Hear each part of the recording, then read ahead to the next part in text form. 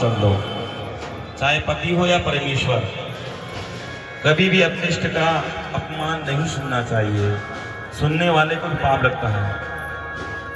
अगर आपके पास सामर्थ्य है तो वहां पर उसका बहस इत्यादि करके सामना करो, अगर नहीं है तो वहां से चल दो।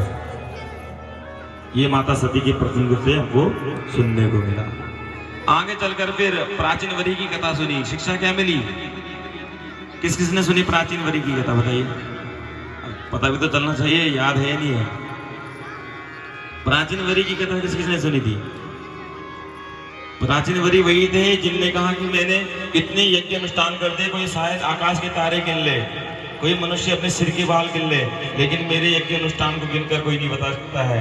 नारद जी ने कहा था मुंह पर उठा कर देखो, तो बड़े बड़े घोड़े मुंह फैलाकर खड़े थे। बोले ये क्या? बोले तुमने जीवों को मारा था, ये सब तुम्हें खाने के लिए तैयार है। जब नारद जी ने ज्ञान दिया, उसके बाद उस प्राचीन वरी ने जीवों की हिंसा करनी बंद कर दी और परम धाम को चले गए। सुनी थी ना कथा? वो सच्चे दरबार की नरकों का वर्णन सुना। शिक्षा क्या मिलती है? मनुष्य को पाप कर्म करने से बचना चाहिए। फिर राजा परीक्षित जी ने महाराज ने प्रश्न किया था, महाराज ये बताओ कि कोई ऐसा साबुन बता दीजिए जिससे चोला साफ हो जाए। तो सुखदेव जी महाराज ने साबुन बताया था। कौन सा साबुन? श्री राम जय राम जय जय राम, श्री राम जय राम जय जय राम, श्री राम जय राम जय जय राम, श्री राम जय राम जय जय राम। बड़ा सुंदर साबुन बताया सुखदेव जी महाराज ने। फिर परीक्षित जी महाराज ने कहा था कि कोई उदाहरण भी दो, तो अजामिल की कथा के द्वारा बताया। शिक्षा क्या मिलती है अजामिल की कथा से? कि प्रत्येक मनुष्य को अपनी संतान का नाम भगवान के नाम से रखना चाहिए। अजामिल ने अपने बेटे का नाम नारायण रखा और अंतिम समय में नारायण को पुकारा तो भवसागर से पार हो गए। शिक्षा क्या मिलती है? खाते पीते सोते हंसते हर परिस्थिति में भगवान का नाम जपो। अगर नाम नहीं जप पा रहे तो अपनी संतान का नाम भगवान के नाम से रख दो। जितने बार अपनी संतान को पुकारोगे उतना ही आपका बैंक बैलेंस भरते ही जाएगा और इस संसार से तर जाएंगे। अजामिल की कथा शिक्षा मिली। फिर आगे आपने कथा सुनी गजराज की। गजराज ने भगवान को पुकारा तो भगवान ने आकर बचाया। गजराज का भी मन पहले परिवार में था। इसी प्रसंग में आगे चलकर आपने भक्त प्रहलाद की कथा सुनी। शिक्षा क्या मिलती है? शिक्षा ये मिलती है जब आपकी श्रद्धा मजबूत होती है, जब आपकी श्रद्धा में विश्वास होता है तो भगवान नारायण खंबे से भी प्रकट हो जाते हैं, खंबे से भी प्रकट हो जाते हैं। शिक्षा क्या मिलती है? कि जब आपका विश्वास मजबूत होता है तो बांके बिहारी आपके घर में किसी न किसी रूप में अवतरित होकर आपको दर्शन दे जाते हैं। जैसे आज एक माता जी को सुबह गौ माता के रूप में दर्शन हुए। बता रही थी कि 4 बजे गौ माता के रूप में दर्शन हुए, फिर वो गौ माता अदृश्य हो गई। तो भक्ति पर मजबूत हो, शक्ति हो तो भगवान किसी न किसी रूप में आशीर्वाद दे देते हैं। प्रेम से वृंदावन बिहारी लाल की।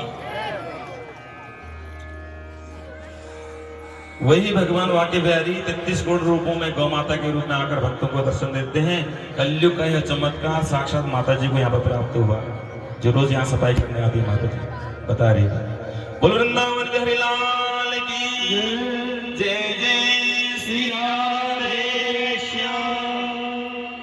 आगे क्या शिक्षा मिलती है?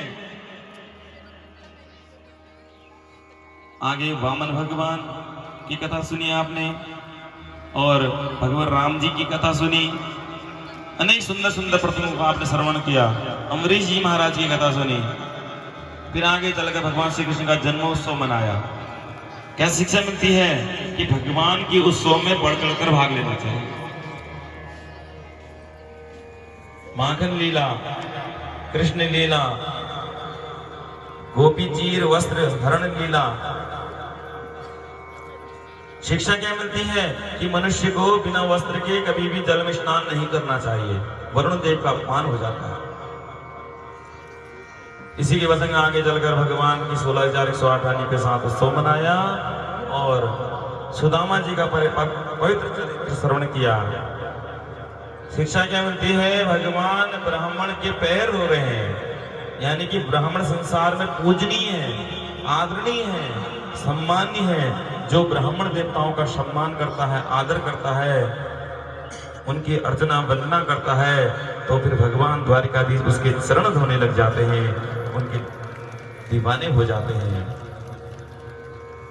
तो इसलिए ब्राह्मणस्य मुखमासीत बाहु राजन्य करता। ब्राह्मण देवता भगवान नारायण का मुख है और शरीर में सबसे कीमती अंग मुख चेहरा ही है। इंसान एक महीना नहीं नहाएगा चल जाएगा, लेकिन मुंह रोज धोता है। और दुल्हनिया की शादी हो तो सबसे ज्यादा खर्चा इसी चेहरे में जाता है। क्यों? क्योंकि चेहरा भगवान नारायण का स्वरूप है। ये सब कथाओं का आपने विस्तार से श्रवण किया। यदि इन महात्म्य का वर्णन करें तो पूरी रात यहीं पे हो जाएगी। अभी हमें कथा आगे भी करनी है। एक बार जोर से जयकार लगाएंगे। प्रेम से श्रीमद् भागवत महापुराण की जय। जय श्री राधेश्याम।